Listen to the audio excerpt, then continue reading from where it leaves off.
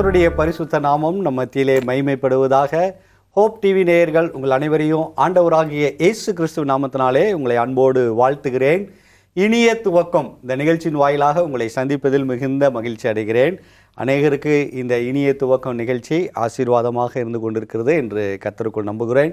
இந்த நாளின் இனிய துவக்கம் நிகழ்ச்சியில் கூட தங்களுடைய கருத்துக்களை பகிர்ந்து கொள்ளும்படி என்னுடைய மகன் ஜோசஃபும் என்னுடைய மனைவி சுதா வந்திருக்கிறாங்க. வாங்க அவங்கள வரவேற்கலாம். ஜோசப், இந்த நிகழ்ச்சியில் நீங்கள் கலந்து கொள்வது மிகுந்த மகிழ்ச்சி. நிறைய கதைகள் சொல்கிறீங்க, ரொம்ப உற்சாகமாக இருக்குது எல்லாருக்கும். உங்களுக்கு எப்படி இருக்குது இந்த நிகழ்ச்சி? ஆசீர்வாதமாக இருக்குதா? எனக்கு ஆசீர்வாதமாக இருக்குது. பைபிள் புத்தகங்கள், ஸ்டோரிஸ், பைபிளுக்கு எல்லாருக்கும் பிடிச்ச மெமரி வேர்ட்ஸ் எல்லாம் நம்ம படிக்கிறோம். நம்மளுக்கு ரொம்ப ஆசீர்வாதமாக இருக்குது. ரொம்ப ஆசீர்வாதம் இருக்குது. Very good, very good. நிறைய கதை படிக்கிறோம், நிறைய கற்றுக்குறோம் இல்லையா வேதாத்திலேருந்து. ரொம்ப சந்தோஷம். உங்களுக்கு எப்படி இருக்குது இந்த நிகழ்ச்சி? ஆசீர்வாதமாக இருக்குதா?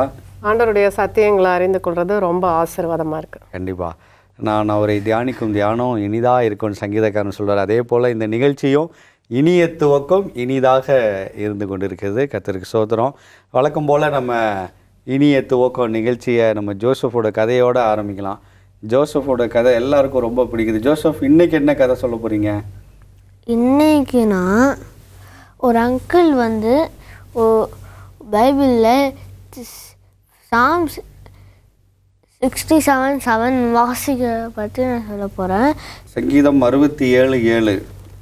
சங்கீதம் 67:7. தேவன் எங்களை ஆசீர்வதிப்பார், பூமியின் எல்லைகள் எல்லாம் அவருக்கு பயந்து இருக்கும் அப்படின்னு. இப்போ பாருங்கள், தேவன் ஆசீர்வதிப்பார், பூமி எல்லாம் பயந்துருக்குன்னு சொல்கிறாங்க.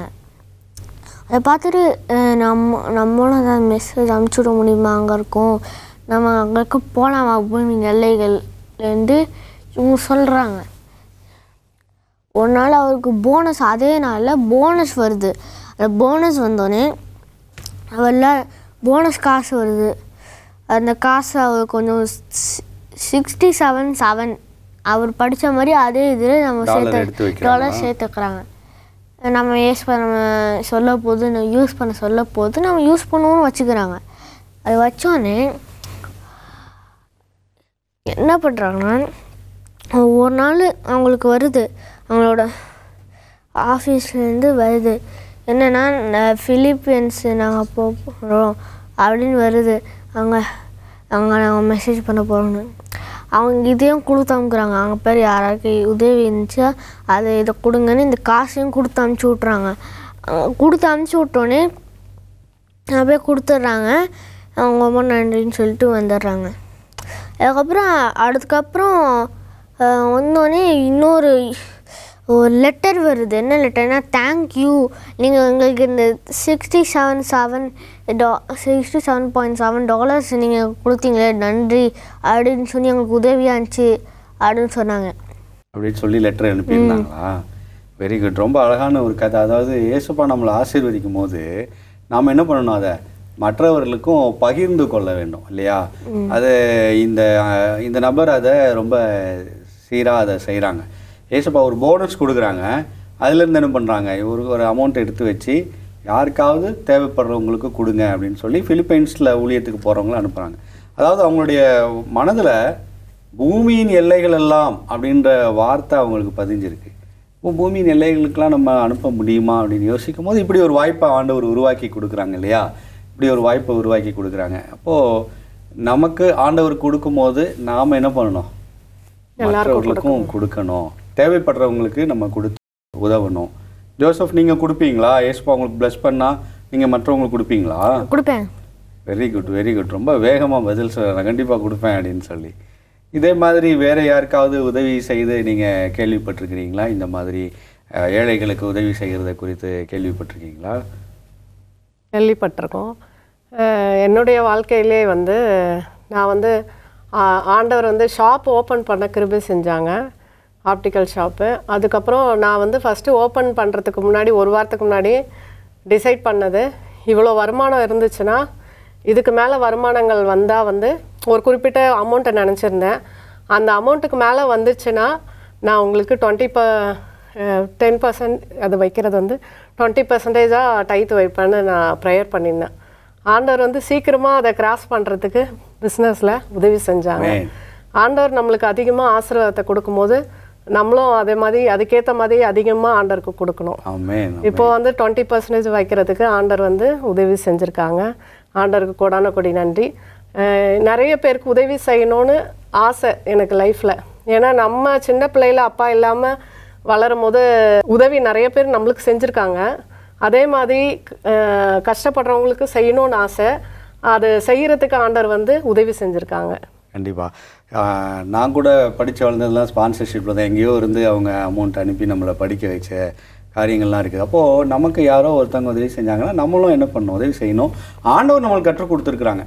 நமக்கு ஆண்டவர் அதிகமாக கொடுக்குறதே எதுக்கு தான், அதிகமாக மற்றவங்களுக்கு கொடுக்கறது தான். அதுக்கேற்ற மாதிரி நம்மளுக்கு அப்படி கொடுக்கும்போது அதிகமாக ஆண்டவர் அதோட அதிகமாக நம்மளுக்கு இன்னும் தான் அதிகமாக கொடுத்துட்டே இருக்காங்க. கண்டிப்பாக கண்டிப்பாக. இப்போ ஆபிரகாமுடைய வாழ்க்கையில் எடுத்துக்குவோம். ஆபிரகாமுக்கு 318 வேலைக்காரர் இருந்தாங்களாம். ஆண்டவர் ஆசீர்வதிச்சுட்டே இருந்தார். அவர் இன்னும் எல்லாருக்கும் அதை பகிர்ந்து கொடுத்துக்கிட்டே தான் இருந்ததை பார்க்குறோம். ஆனால் இன்றைக்கி நிறைய பேர் வர்ற ஆசீர்வாதத்தை என்ன பண்ணிக்கிறாங்க, சுருட்டி வச்சுக்கிறாங்க. இன்னும் பிளாக் மணி வர்றது எதனால இன்னும் வேணும் அப்படின்னு எடுத்து வச்சுக்கிறாங்க. ஆனால் நம்ம ஆண்டவர் நமக்கு அப்படி சொல்லி கொடுக்கல. உனக்கு நான் அதிகமாக கொடுத்தேன்னா நீ என்ன பண்ணு, மற்றவங்களுக்கு கொடுத்து உதவி செய்ய அப்படின்னு சொல்லி தான் நமக்கு சொல்லி கொடுத்துருக்குறாங்க. அதை தான் இந்த நபர் கூட தன்னுடைய போனஸில் $67.7 கொடுத்து உதவி செஞ்சார். அது யாரோ ஒருத்தருக்கு, எங்கேயோ ஒருத்தருக்கு அது ஆசீர்வாதமாக இருந்தது அப்படின்னு சொல்லி பார்க்குறோம். நல்ல ஒரு பாடத்தை கற்றுக்கொண்டோம் ஜோசப். உங்கள் ஸ்டோரியிலேருந்து மற்றவங்களுக்கு நம்ம என்ன பண்ணோம், கொடுத்து உதவணும். நம்ம அதுக்கு தான் ஆண்டவர் நமக்கு என்ன பண்ணுறாங்க, நிறையா கொடுக்குறாங்க அப்படின்னு சொல்லி கற்றுக்கொண்டோம். தொடர்ந்து நாம் இன்னும் அநேக காரியங்களை குறித்து படிக்கலாம் ஒரு சின்ன இடைவேளைக்கு பின்னாடி. நேயர்களே, ஒரு சிறிய இடைவேளைக்கு பின் இனிய துவக்கம் இந்த நிகழ்ச்சி மீண்டும் தொடரும். நேயர்களே, இடைவேளைக்கு பின் இனிய துவக்கம் இந்த நிகழ்ச்சிக்குள்ளாய் மீண்டும் உங்களை அன்போடு வரவேற்கிறோம். இடைவேளைக்கு முன்னாடி மற்றவங்களுக்கு கொடுக்கறத பற்றி நம்ம ஒரு அழகான கதையை படித்தோம். ஜோசப் அழகான கதை சொன்னால், பூமியின் எல்லையில் எங்கே தேவைப்படுதோ அங்கே ஆண்டவர் அனுப்பி வைக்கிறதுக்கு நம்மளுக்கு உதவி செய்கிறாங்க, ஆண்டவரும் நம்மளை ஆசீர்வதிக்கிறாங்க அப்படின்னு பார்க்குறோம். தொடர்ந்து நம்ம இந்த பகுதியில், நிகழ்ச்சியின் இந்த பகுதியில் நம்ம எதை குறித்து படிக்க இருக்கிறோம்? இந்த நிகழ்ச்சியின் பகுதியில் வந்து வாழ்க்கையின் கடினமான பாதைகளில் நம்ம கடந்து செல்லும்போது ஆண்டவர் உதவியால் நம்ம எப்படி வெற்றி கொள்ளலாம் அதை பற்றி பார்த்துட்ருக்கோம். இன்றைக்கி வந்து அப்போஸ்தலனாகிய பேதுரு வாழ்க்கையில் நடந்த சம்பவத்தை நம்ம பார்க்க போகிறோம். அவங்க அதை எப்படி கையாண்டாங்க அப்படின்னு சொல்லிட்டு நம்ம பார்க்க போகிறோம். பேதுரு வந்து ஆண்டவர் உயிர் தழுந்ததுக்கப்புறம் ஒரு வல்லமையுள்ள சாட்சியாக ஊழியம் செஞ்சதை நம்ம பார்க்கலாம். அப்போஸ்தலர் நடவடிக்கைகளே எழுதியிருக்குது. அவங்க அப்படி வல்லமையுள்ள சாட்சியாக ஊழியம் செய்யும் போது வேத வசனத்தின் நிமித்தமாக அவங்கள என்ன பண்ணுறாங்க, சிறைச்சாலையில் போட்டுடுறாங்க. அப்போது சிறைச்சாலையில் இருக்கும் பொழுது அதுக்கு முன்னாடி தான் வந்து யாக்கோபு, ஆண்டவருடைய சிஷ்யனாகிய யாக்கோபு கொலை செய்யப்படுறத நம்ம பட்டயக்கருக்கினால் கொலை செய்கிறாங்க. பேதுருவையும் தூக்கி அவங்க என்ன பண்ணுறாங்க, சிறைச்சாலையில் போடுறாங்க. அப்போது சிறைச்சாலையில் போட்டப்போ அவங்களுக்கு 2 போர் சேவகர்கள் நடுவில் 2 சங்கிலிகள் கட்டப்பட்டு பேதுரு இருக்கிறாங்க. அதுக்கப்புறம் 1ஆம் காவல் இருக்குது, 2வது காவல் இருக்குது, நகரத்தின் வாசல் கதவு இருக்குது. எல்லாம் தாண்டி எல்லா இடத்துலையும் என்ன பண்ணுறாங்க, அவருக்கு காவல் கால் இருக்காங்க. 2 சங்கிலிகள் கட்டப்பட்டு பேதுரு நடுவில் இருந்துட்டுருக்காங்க. போர் சேவகர்களும் 2 பேர் இருக்காங்க. அப்படி இருக்கும் பொழுது சபையார் என்ன பண்ணுறாங்க, ஊக்கத்தோடு பேதுருக்காக என்ன பண்ணுறாங்க, ஜெபம் பண்ணுறாங்க. அப்போஸ்தலர் 12ஆம் அதிகாரம் 5ஆம் வசனத்தை நம்ம வாசிக்கலாம். அப்படியே பேதுரு சிறைச்சாலையிலே காக்கப்பட்டிருக்கையில் சபையார் அவனுக்காக தேவனை நோக்கி ஊக்கத்தோடே ஜெபம் பண்ணினார்கள். ஆமென். நம்ம கடினமான சூழ்நிலைகளை இனிமேல் வந்து சந்திக்க நேரிடும். ஆண்டவருடைய பிள்ளைங்க ஒவ்வொருத்தரும் ஊழியத்துலேயும் சரி, நம்ம வாழ்க்கையிலும் சரி, கடினமான சூழ்நிலைகள் சந்திக்க நேரிடும். இது போன்ற சூழ்நிலைகள் நமக்கு இருக்கக்கூடிய சபைக்கும் வரதுக்கு வாய்ப்புகள். ஆமாம், அதிக வாய்ப்புகள் இருக்குது. அந்த மாதிரி கடினமான காலங்களை அப்போஸ்தலர்களும் சந்தித்தாங்க அந்த டைம். அப்போ அவங்க அந்த மாதிரி சூழ்நிலைகளில் கட்டி இருக்கும் பொழுது நம்மளுக்கு ஒரே ஒருத்தர் யார் நம்மளை எப்பவும் பார்த்துட்ருக்கா, நம்மளுக்கு ஹெல்ப் பண்ணுறது துடிச்சிட்டு இருக்கிறது யார், நம்ம ஆண்டவராக இயேசு கிறிஸ்து. நம்ம என்ன கஷ்டப்பட்டாலும் அவரும் நம்ம கூட சேர்ந்து என்ன பண்ணுறாங்க, கஷ்டப்படுறாங்க. அப்போ ஆண்டவர் பார்த்து நம்ம வேதனைப்படும் போது ஆண்டவர் பார்த்து சந்தோஷப்பட்டு இருக்க மாட்டாங்க. இந்த சம்பவத்தின் மூலமாக அதை அறிந்து கொள்ளலாம். என்னென்னா, சபையார் எல்லாம் ஊக்கத்தோடு ஜெபம் பண்ணுறாங்க. ஜெபம் பண்ணும் பொழுது அங்கே என்ன பண்ணுது, 2 சங்கிலிகள் கையில் கட்டியிருந்த சங்கிலிகள் அறுப்படுது. அதுக்கப்புறம் பேதுரு எழுந்து என்ன பண்ணுறாங்க, நடக்க சொல்லி தேவதூதர் என்ன பண்ணுறாங்க, தட்டி எழுப்பி கூட்டிகிட்டு போகிறாங்க. அப்போது முதலாம் காவலும் கடந்து அந்த 2 போர்ச்சேவர்கள் கண்களையும் ஆண்டவர் என்ன பண்ணுறாங்க, மறைக்கிறாங்க. அப்போ முதலாம் காவல் கடந்து 2ஆம் காவல் கடந்து நகரத்தின் வாசல் வழியாக என்ன பண்ணுறாங்க, ஒரு ஸ்ட்ரீட்டு ஃபுல்லாக கூட்டிகிட்டு வந்து தேவதூதன் விடுறதை பார்க்கலாம். அப்படி நடந்துட்டு இருக்கும்போது பேதுருக்கு வந்து என்னது, ஒரு தரிசனம் காண்றதாக அவர் நினச்சிட்டு இருக்காரு. அப்போது வந்து கதவை தட்டுறாங்க. தட்டும் பொழுது ரோதை என்ற ஒரு பெண் வந்து திறக்கிறாங்க. அப்போ என்ன விசுவாசிங்களாம் எப்படி இருக்காங்கன்னா, பயத்தில் இருக்கிறாங்க. அவங்க பேதுரு தான் சொல்லும் போது அவங்க விசுவாசிக்கல. என்ன நினைக்கிறாங்கன்னா, இல்லை தேவதூதனாக இருக்கலாம், பேதுருவோட தூதனாக இருக்கலாம் அப்படின்னு சொல்கிறாங்க. ஆண்டவர்கிட்ட அவங்க ஊக்கத்தோடு தான் ஜெபம் பண்ணுறாங்க. ஆனால் அதை விசுவாசிக்கல. ஆனால் அவர் தான் அப்படின்னு சொன்ன உடனே அந்த இடத்துல வந்து அவங்க திறந்து ஆண்டவரை மகிமைப்படுத்துகிறத பார்க்கலாம்.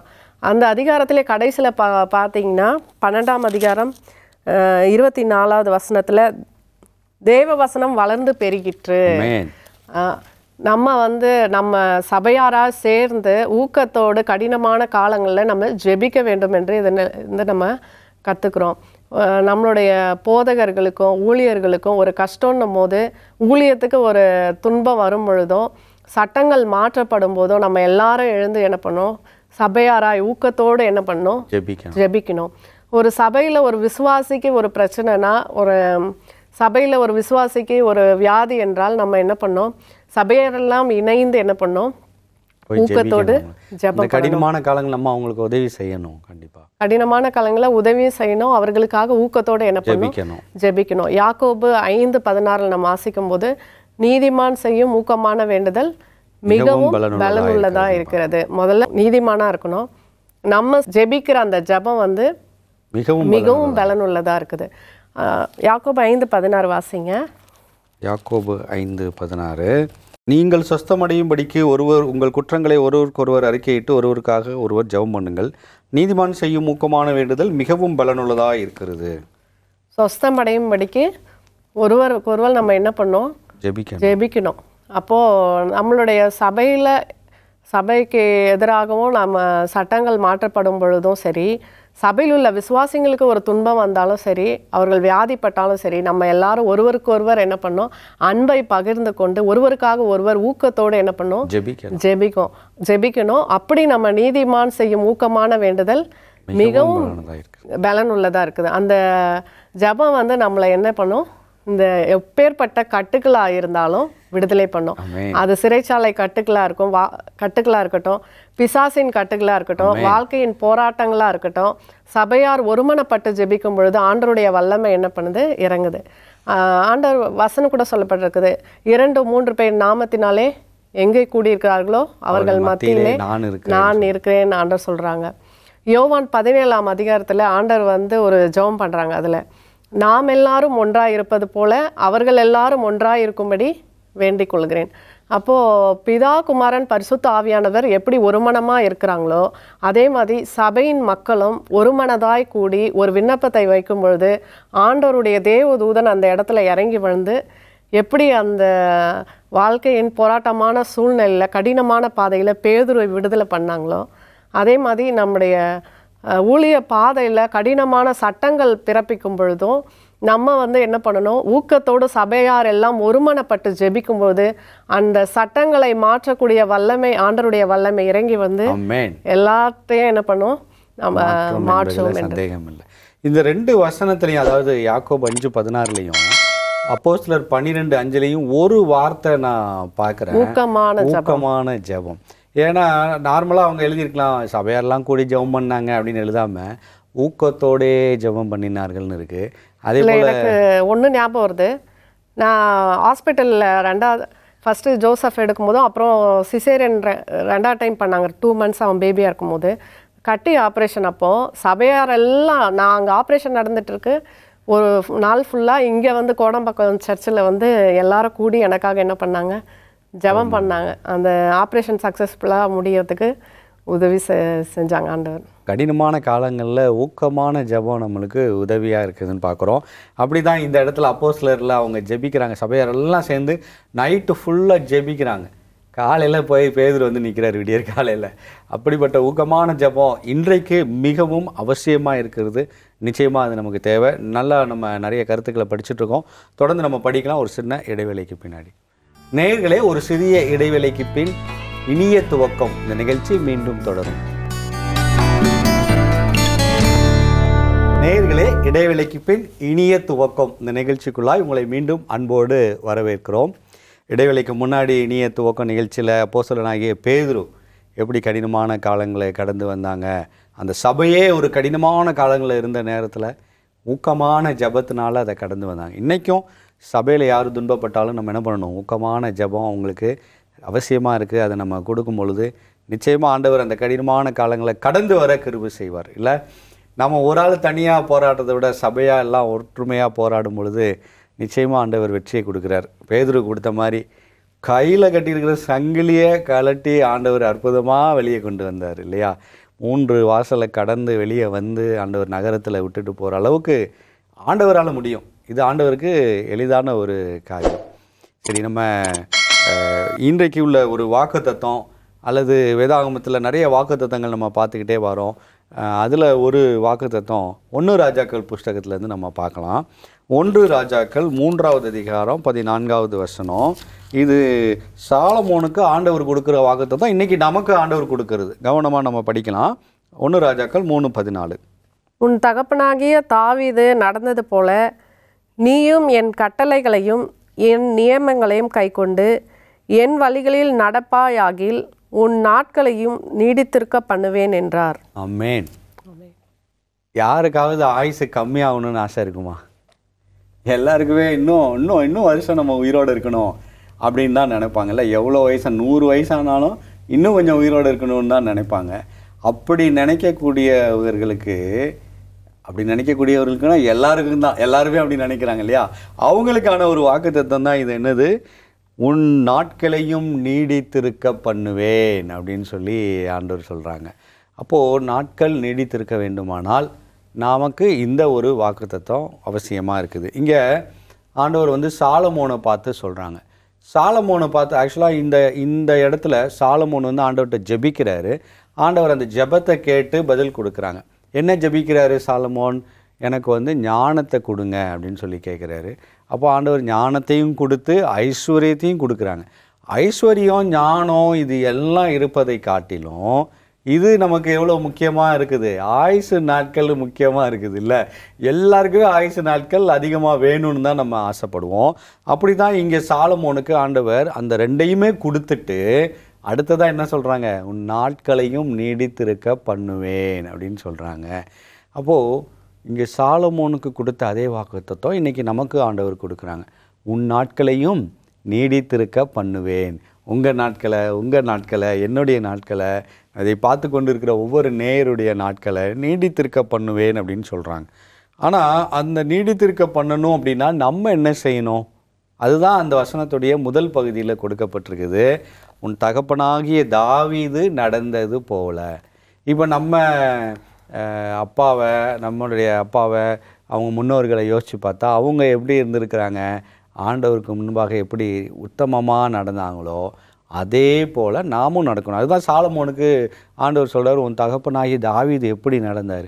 உத்தமமாக, செம்மையாக, ஆண்டவர் என்ன நினைக்கிறாரோ அதை செய்யணும் அப்படின்னு அந்த அளவுக்கு விருப்பப்பட்ட ஒரு மகனாக தாவீது இருந்தார். அதே போல் நீயும் இருந்தீன்னா, அதே போல் தாவீது போல் நீ என் கட்டளைகளையும் என் நியமங்களையும் கை கொண்டு நீ நடந்தீன்னா உனக்கு என்னது? நாட்களை நீடித்திருக்க பண்ணுவேன் அப்படின்னு சொல்கிறாங்க.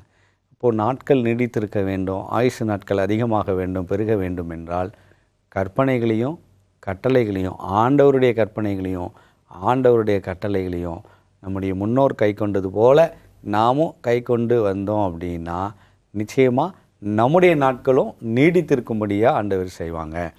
இங்கே சாலமோன் அப்படி செஞ்சாரா அப்படின்னா நிச்சயமாக ஒரு காலகட்டம் வரைக்கும் செஞ்சார்.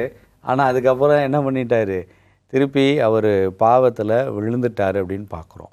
ஆனால் ஒருவேளை நம்ம ஆண்டவருக்குள்ள கட்டளைகளையும் கற்பனைகளையும் நியமங்களையும் நம்ம கை கொண்டு நடந்தோன்னா நம்முடைய ஆயுசு நாட்களை தேவன் நீடித்திருக்க பண்ணுவார். இன்றைக்கி உள்ள காலகட்டத்தில் இந்த ஆயுசு நாட்கள் என்பது மிகவும் அரிதான ஒன்றாக இருக்கிறது. ஏன்னா பாருங்கள், கொரோனா அப்படின்னு ஒன்று வந்தது. அதுக்கப்புறம் ஒவ்வொரு வியாதிகள் வருவதை பார்க்குறோம். யாருக்காவது ஒருத்தருக்கு வியாதியே இல்லாத ஒரு வாழ்க்கை தான் இன்றைக்கி பெரிய ஆசீர்வாதமாக இருந்து கொண்டு இருக்கிறது. அப்படிப்பட்ட கால சூழ்நிலையில் நம்முடைய நாட்கள் நீடித்திருக்க வேண்டும், வியாதிகள் இல்லாமல் ஒரு நல்ல வாழ்க்கை வாழ வேண்டும்னா ஆண்டவருடைய கற்பனைப்படி, ஆண்டவருடைய கட்டளைகளின்படி நடக்கணும். நம்முடைய திருச்சபைக்கு ஆண்டவர் இது நிறையவே கொடுத்துருக்குறாங்க. ஆரோக்கிய விதிகளை நிறையா சொல்லி கொடுத்து, இப்படி வாழணுங்கப்பா, இந்த கடைசி நாட்களில் இப்படி வாழணும்னு சொல்லி ஆவியானவர் நமக்கு நிறைய காரியங்களை கொடுத்துருக்குறாங்க. அதை நம்ம சரியாக கை கொள்ளணும். ஆண்டவருடைய வார்த்தைகளை சரியாக கை கொள்ளணும். அதில் நம்ம ஒரு பகுதியாக நியூ ஸ்டார்ட் அப்படின்னு சொல்லி நம்ம படிச்சிருப்போம். அந்த விதிகளின்படி நம்ம வாழணும். ஆண்டவர் கொடுத்த கட்டளைகளின்படி நம்ம வாழணும்.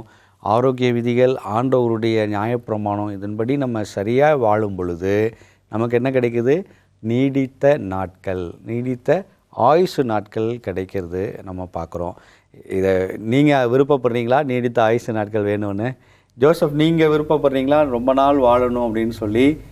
அப்படின்னா என்ன செய்யணும்? ஆண்டவர் இந்த வசனத்தில் சொல்லி கொடுத்த மாதிரி கட்டளைகளையும் நியமங்களையும் நம்ம என்ன பண்ணணும்? கை கொள்ளணும். அப்படி கை கொள்ளும் பொழுது நாட்களை, ஆயுசு நாட்களை நீடித்திருக்க பண்ணுவார்.